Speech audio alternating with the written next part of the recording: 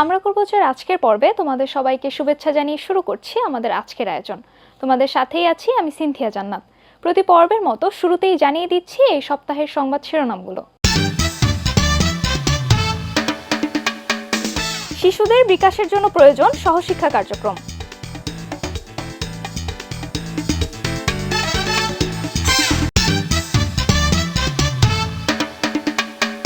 ডেঙ্গুতে গত বছর রেকর্ড সংখ্যক মৃত্যু, যার প্রায় 1/4 শিশু।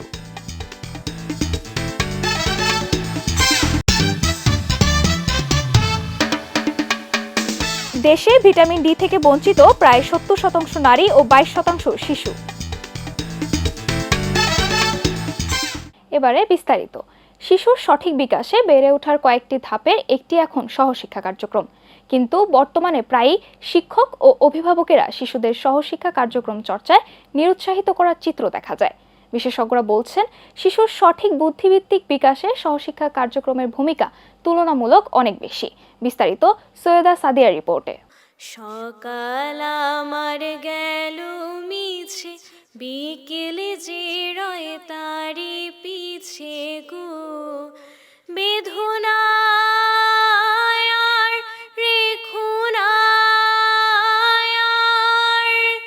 কুলের কাছাকাছি আমি ডুবতে রাজি আছি, আমি ডুবতে রাজি আছি তোমার খোলা হাওয়া। শিশুদের মানসিক ও বুদ্ধিবৃত্তিক বিকাশের জন্য শুধুই লেখাপড়া নয়, বরং সহশিক্ষা কার্যক্রমগুলোও সহায়তা করে থাকে, যেমন নাচ, গান, আবৃত্তি, ছবি আঁকা ইত্যাদি। তখন পলকে দারুণ ঝলকে তরিতে উঠিল জল, হৃদয় লাগিল দোলা, জনসমুদ্রে জাগিল জোয়ার, সকল দুয়ার খোলা। কে রোধে তাহার বজ্রকণ্ঠবাণী? গণসূর্যের মঞ্চ কাঁপিয়ে কবি শোনালেন তার অমর কবিতাখানি। এবারের সংগ্রাম আমাদের মুক্তির সংগ্রাম, এবারের সংগ্রাম স্বাধীনতার সংগ্রাম। সেই থেকে স্বাধীনতা শব্দটি আমাদের।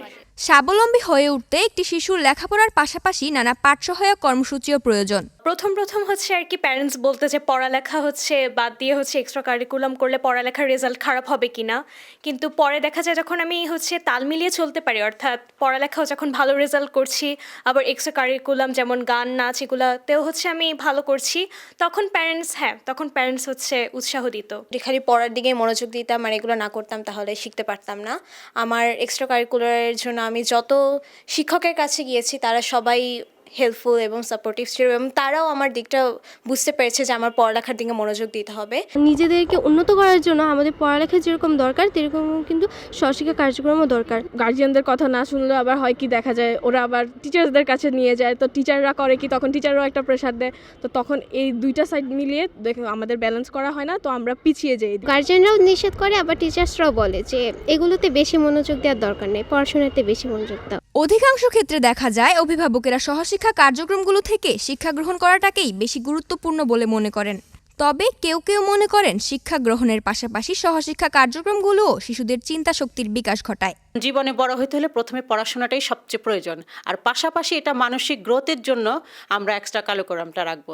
সংশ্লিষ্টরা বলছেন, পড়াশোনার পাশাপাশি নাচ, গান, ছবি আঁকা সহ নানা সহশিক্ষা কার্যক্রমে অংশগ্রহণ করাটাও শিশুদের মেধা বিকাশে অত্যন্ত জরুরি। তার মধ্যে কিছু আত্মবিশ্বাস জন্ম নিবে, সে নিজেকে এক্সপ্লোর করার কিছু ওয়ে খুঁজে পাবে, এবং সে নিজেকে নতুন করে জানা কিছু সৃজনশীল তার মধ্যে গুণাবলী তার মধ্যে সৃষ্টি হবে। শুধু পড়ালেখাই নয়, এই পাঠ্যক্রমিক কার্যক্রমের মাধ্যমে একজন শিক্ষার্থীর শারীরিক এবং মানসিক বিকাশ ঘটে এবং শিক্ষার্থী স্মার্ট হয়। আমাদের গত বছর ওয়ার্ল্ড ডিবেটে আমাদের গোল্ড মেডেল পেল ব্রাক বিশ্ববিদ্যালয়ের শিক্ষার্থীরা।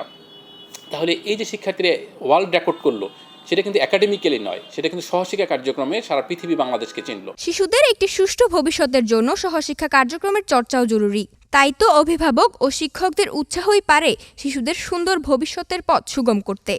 নাচ, গান, ছবি আঁকা সহ নানা সহশিক্ষা কার্যক্রম ভূমিকা রাখে শিশুদের মেধা বিকাশে। তবে এখন বিভিন্ন ক্ষেত্রে দেখা যাচ্ছে শিশুদের সহশিক্ষা কার্যক্রম করতে নিরুৎসাহিত করে শুধু লেখাপড়া করতে বলা হয়। বিশেষজ্ঞরা বলছেন, শুধু লেখাপড়াই নয়, বরং সহশিক্ষা কার্যক্রম শিশুদের মেধা বিকাশে একটি বড় অংশ হিসেবে কাজ করে। সৈয়দা সাদিয়া, আমরা করব জয়, এটিএন বাংলা, ঢাকা। দেশের ইতিহাসে ডেঙ্গুতে সবচেয়ে বেশি মৃত্যু হয়েছে 2022 সালে, যার প্রায় 1/4 শিশু। এবছরও হাসপাতালগুলোতে দেখা গিয়েছে ডেঙ্গু আক্রান্ত শিশু কিশোরদের। বিশেষজ্ঞরা বলছেন, ডেঙ্গুর হার যেন না বাড়ে তার জন্য যথাযথ ব্যবস্থা গ্রহণ করতে হবে। এ নিয়ে বিস্তারিত দেখুন সামিরা জাহানের রিপোর্টে। গত 1 ডিসেম্বর রাজধানীর একটি বেসরকারি হাসপাতালে ডেঙ্গুতে চিকিৎসাধীন অবস্থায় মারা যায় 5ম শ্রেণী পড়ুয়া 11 বছর বয়সী রায়দা। রায়দার মৃত্যু এখনো মেনে নিতে পারছেন না তার পরিবারের সদস্যরা। ডেঞ্জার সাইন, কিছু বিপদ চিহ্ন আসে, যেহেতু আমার জানা ছিল যে ডেঙ্গু রোগীর হয়তো চামড়ার নিচে রক্তের ছোপ দেখতে পাওয়া কিংবা শরীর কোথাও থেকে রক্তক্ষরণ হওয়া, তো এই ধরনের সিমটমগুলো যখন দ্বিতীয় দিনে দেখা গেল এবং দ্বিতীয় দিনে ডক্টরও তো ওনারা বিষয়টা বুঝতে পারেন নাই এবং ওনারা বললেন যে এটা হয়তো ঠোঁট ফেটে ব্লিডিং হচ্ছে কিংবা এটা হয়তো চামড়ার নিচে ওইভাবে, তখন ওনারা বিষয়টাকে ওইভাবে গুরুত্ব দেন নাই। বাংলাদেশের ইতিহাসে ডেঙ্গুতে সবচেয়ে বেশি মৃত্যু হয়েছে 2022 সালে।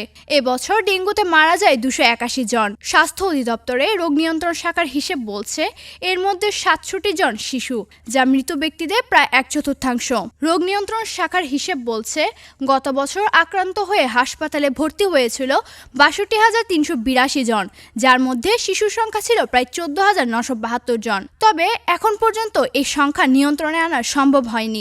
বিশেষজ্ঞরা বলছেন, বিগত বছরে জানুয়ারি মাসের তুলনায় এবছরে জানুয়ারি মাসে ডেঙ্গু আক্রান্ত শিশু সংখ্যা বাড়ছে। বিগত বছরে জানুয়ারি মাসে আমাদের শিশু হাসপাতালে ডেঙ্গু রোগী ভর্তির সংখ্যা কম ছিল, গত বছরই ছিল মাত্র 2 জন। সেক্ষেত্রে জানুয়ারি মাসের আজকে এ পর্যন্ত 7 জন ডেঙ্গু রোগী ভর্তি হয়ে গেছে। গত 24 ঘন্টায় 1 জন ডেঙ্গু রোগী ভর্তি হয়েছেন এবং এই মুহূর্তে 3 জন ডেঙ্গু রোগী ভর্তি আছে চিকিৎসাধীন। 2000 সালে দেশে প্রথম বড় আকারে ডেঙ্গুর প্রকোপ দেখা দেয়। তারপর থেকে ডেঙ্গুর বাহক এডিস মশা নিধন ও ডেঙ্গু নিয়ন্ত্রণে নানা পদক্ষেপ নেওয়া হলেও প্রতি বছরই ডেঙ্গু আতঙ্কে থাকে নগরবাসী। ও গত রবিবার দুপুরবেলা কোচিং থেকে এসছে, তো ওর কোচিংয়ে নাকি ওর পায়ে 2টা মশা কামড় দিয়েছে। 1টার দিকে এসছে বাসায়, এসে পরে আম্মু আমার খুব অস্থির গরম লাগছে, ফ্যান সে খুব স্পিডে ছিল। তারপর সন্ধ্যা 7:30টার দিকে মানে কাঁপুনি দিয়ে জ্বর আসছে, জ্বর মেপে দেখি যে তার জ্বর হচ্ছে আপনার 103 থেকে 4 ডিগ্রি এরকমের মাঝামাঝি আপ ডাউন করতেছে জ্বর। কোনোভাবেই জ্বর নামছে না, সারা রাতে এর মধ্যে জ্বর এই 3-4-এর মধ্যেই ছিল এবং বমি ছিল তার। তখন আমাদের কাছে মনে হলো যে এটা ডেঙ্গু ফিভার, যেহেতু জ্বরটা একদম কন্ট্রোলে আসেনি। তখন গতকাল আমরা সোমবার অবজারভেশনে রেখে আপনার রাত্র 10টার দিকে আমরা তখন হসপিটালে এসে অ্যাডমিশন নিলাম। এখানে এসে ওনারা বললো টেস্ট করে যেটা ডেঙ্গু পজিটিভ। গত বছর ডেঙ্গুর 4 ধরনই শিশুসহ সকল মানুষের মধ্যে দেখা যায়। আক্রান্ত রোগীদের হঠাৎই পরিস্থিতি খারাপ হতে দেখা গেছে বলে মত বিশেষজ্ঞদের। ডেঙ্গুটা দেখা যাচ্ছে ট্রেন্ডটা কিন্তু একটু চেঞ্জ হয়েছে। যেমন গত বছর এই সময় ডেঙ্গু ছিল না, কিন্তু এই সময় এই বছর জানুয়ারিতে ডেঙ্গু গত বছরের তুলনায় একটু বেশি। সেক্ষেত্রে অবশ্যই বাবা মাকে সতর্ক থাকতে হবে, বাসার সকলকেই সতর্ক থাকতে হবে যেন বাসায় কোনো উন্মুক্ত খোলা স্থানে পানি না থাকে। ডেঙ্গু প্রজনন স্থানগুলো নষ্ট করে ফেলতে হবে যেন ডেঙ্গু মশা জন্মাতে না পারে। বাচ্চাদেরকে স্কুলে গেলে বড় মোজা পরালে যেন মশা কামড় দিতে না পারে সেইভাবে ব্যবস্থা নিতে হবে। বাসায় মশারি টাঙ্গায় ঘুমাতে হবে। মশা থেকে যতটুকু সম্ভব আমাদের সাবধান থাকতে হবে। গত বছরের মতো এবছর কিংবা সামনের বছরগুলোতে ডেঙ্গু পরিস্থিতি যেন অনুকূলে না যায় সেজন্য সকলকে সতর্ক থাকার পরামর্শ দিচ্ছেন বিশ্লেষকরা। সামিরা জাহান, আমরা করব জয়, এটিএন বাংলা, ঢাকা। পা বাড়ালেই অফুরন্ত রোদ, অথচ এ রোদের আলোর ভিটামিন ডি থেকে বঞ্চিত দেশের প্রায় 70% নারী ও 22% শিশু, যা মানবদেহের জন্য অত্যন্ত গুরুত্বপূর্ণ ও অপরিহার্য এক উপাদান। বিশেষজ্ঞরা বলছেন, ভিটামিন ডি এর ঘাটতির কারণে হাড় ক্ষয়, ডায়াবেটিক্স, রিকেটস, অ্যাজমা সহ তৈরি হতে পারে 100টিরও বেশি রোগের জটিলতা, যা ঘটাতে পারে মৃত্যু। বিস্তারিত জানাচ্ছে রওশন আমিন রুহি। শিশু হাসপাতালে রয়েছে 2 বছর 5 মাস বয়সী মোহাম্মদ আব্দুর রহমান ও 12 মাস বয়সী ভাই মোহাম্মদ আবদুল্লাহ। গর্ভে থাকার সময় পর্যাপ্ত ভিটামিন ডি এর অভাবে রিকেটস রোগে আক্রান্ত হয় তারা। যখন হাঁটে তখন ওর পা পাকা, তো অ্যাকচুয়ালি জেনারেল গ্রামের মানুষ বলছে ভালো হয়ে যাবে এসে, তো তার মধ্যে আমরা ডাক্তার দেখাচ্ছি। আর 1 বছর পর থেকে 2 বছর হয়ে যাচ্ছে, মনের মধ্যে ইচ্ছাচ্ছে। তারপর 2 বছর পর আমরা ডাক্তার দেখাতে আসছি, তো ডাক্তার বলছে যে এটা রিকেটস। রোগ প্রতিরোধ ক্ষমতা কমে গেছে, তারপরে হাড় পাকায় যেতে পারে, এগুলো বলছে আর কি। এই জন্য রোদ খাওয়াতে বলছে, এখানে রোদ পাওয়া যায় না। গ্রীষ্মপ্রধান দেশ হওয়া সত্ত্বেও আমাদের দেশে ভিটামিন ডি এর ঘাটতিজনিত সমস্যা বেড়েই চলেছে শিশুদের মাঝে। ঢাকা শিশু হাসপাতালে প্রতি সপ্তাহে গড়ে 4 থেকে 5 জন শিশু ভিটামিন ডি জনিত সমস্যা নিয়ে আসছে, আর মাসে প্রায় 40 জন চিকিৎসা নিতে আসছে এই হাসপাতালে। জন্মের পর ভিটামিন ডি এর মেইন সোর্সটা হচ্ছে কি রোদের আলো, কোনো খাবার না। ঠিক আছে, সেই ক্ষেত্রে হচ্ছে গিয়ে বাচ্চার বাবা মারা খুব একটা কনসার্ন থাকে না যে ভিটামিন ডি গায়ে লাগানোর জন্য, বা সকালবেলা ধরেন সকাল 9টা থেকে 3টা পর্যন্ত যে রোদটা পড়ে সেই রোদটাতে যদি আধা ঘন্টা রাখা হয় প্রতিদিন, সেই ঘাটতিটা পূরণ হয়ে যায়। শহর এলাকাগুলোতে বাইরে খোলা জায়গা কম, যত্রতত্র গড়ে উঠেছে উঁচু উঁচু ভবন, যার কারণে সূর্যের আলো সব জায়গায় পড়তে পারে না। এছাড়াও খেলার মাঠ ও পর্যাপ্ত খেলার সুযোগ সুবিধা না থাকার কারণে শিশুরা রোদে যেতে পারছে না। 4 দেওয়ালে ঘিরেই তাদের জীবন, ফলে ভিটামিন ডি থেকে বঞ্চিত হচ্ছে তারা।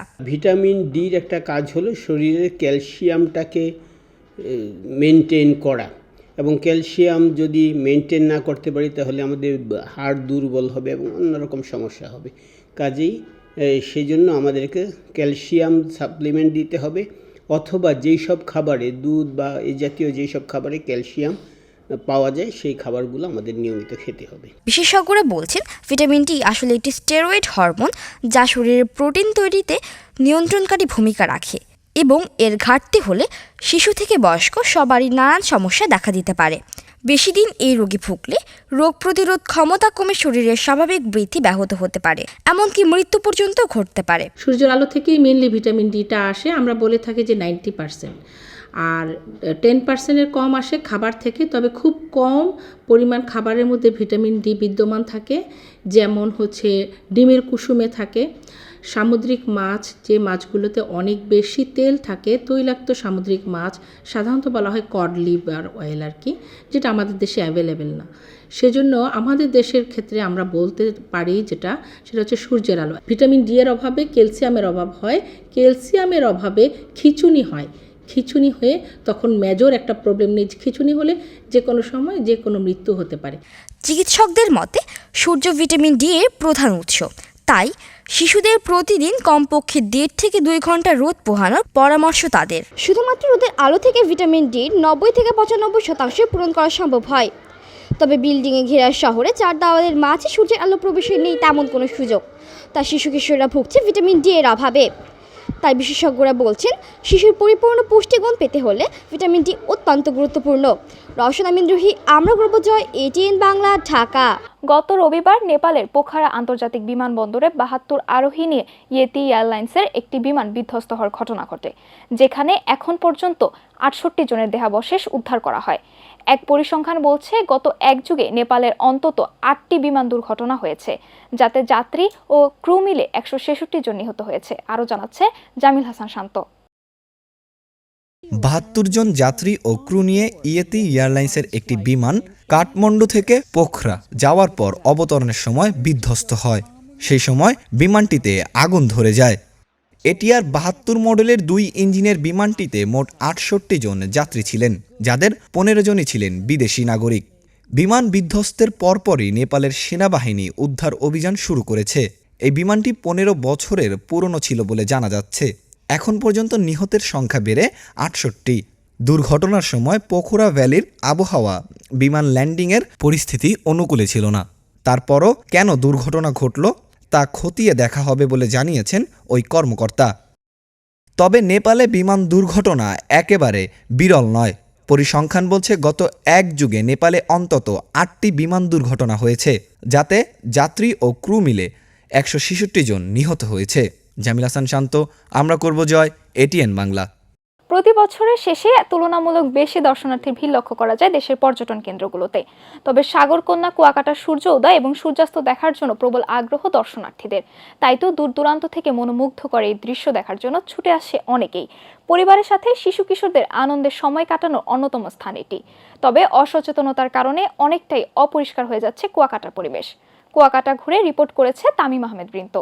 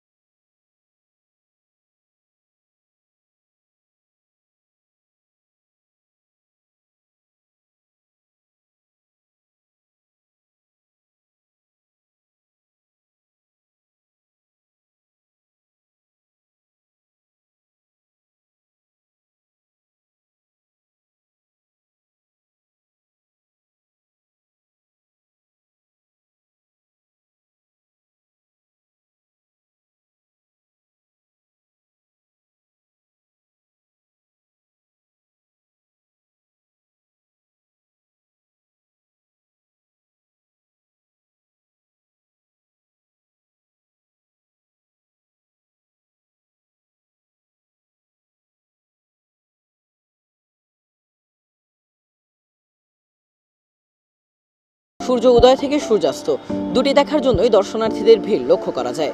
বিশেষ করে ছুটির দিনগুলোতে পরিবারগুলো ঘুরতে আসেন এই সৈকতে। শিশু কিশোরদের সৈকতে আনন্দ করার মাত্রাও চোখে পড়ার মতো। তাই বৃন্ত আমরা করব জয়, এটিএন বাংলা, কুয়াকাটা। রাজধানীতে শিশু কিশোরদের জন্য বিনোদন কেন্দ্র হিসেবে জাতীয় চিড়িয়াখানা বহুকাল ধরেই পরিচিত। জীবজন্তু প্রদর্শনশালা হিসেবে প্রতিষ্ঠিত হয় চিড়িয়াখানাটি। কালের বিবর্তনে এবং বিভিন্ন চড়াই উতরাই পেরিয়ে আগের মতোই প্রাণবন্ত। দেশি বিদেশি বিভিন্ন প্রাণীদের সমারোহ রয়েছে এখানে, যা থেকে শিশুরা বিনোদনের পাশাপাশি শিক্ষা অর্জন করতে পারছে। রিপোর্ট করেছে সাম্মুর সালিন। প্রায় ৭৫ হেক্টর জায়গা জুড়ে রাজধানী ঢাকার মিরপুরে বাংলাদেশ জাতীয় চিড়িয়াখানা অবস্থিত।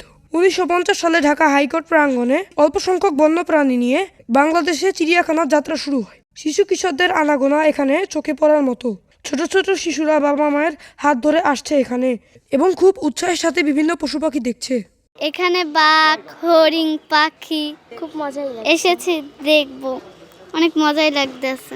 আমরা তো একটা বদ্ধ পরিবেশে থাকি, একটা ফ্ল্যাটের মধ্যে থাকি, তো সময় পেলে সুযোগ পেলে এই সবুজের মাঝখানে এসে খুবই ভালো লাগে। ভাল্লুক দেখলাম, কুমির, হরিণ, অজগর সাপ।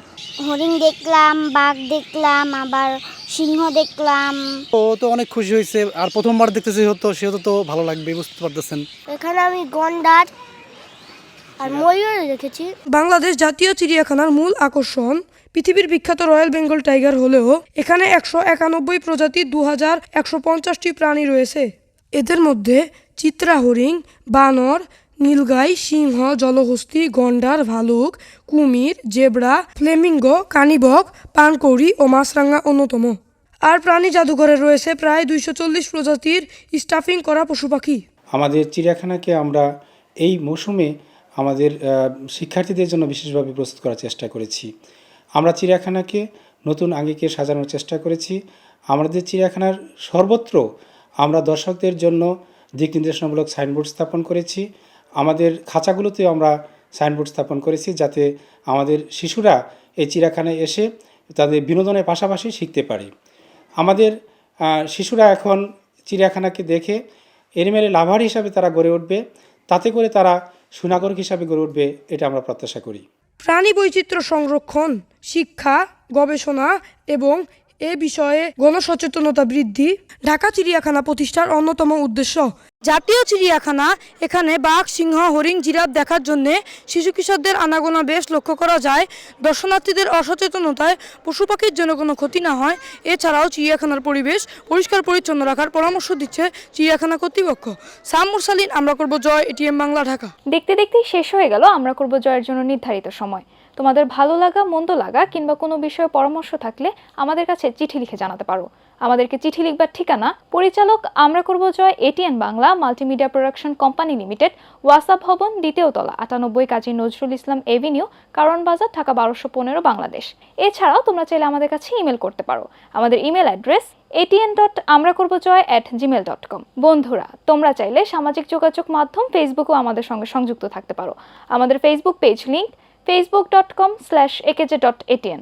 এই ছিল আমাদের আজকের আয়োজন। দেখা হবে আগামী পর্বে নতুন কোনো সংবাদ কিংবা পুরনো কোনো সংবাদের নতুন কোনো অগ্রগতি নিয়ে। সেই পর্যন্ত সবাই ভালো থেকো, সুস্থ থেকো এবং চোখ রেখো এটিএন বাংলার পর্দায়। আল্লাহ হাফেজ।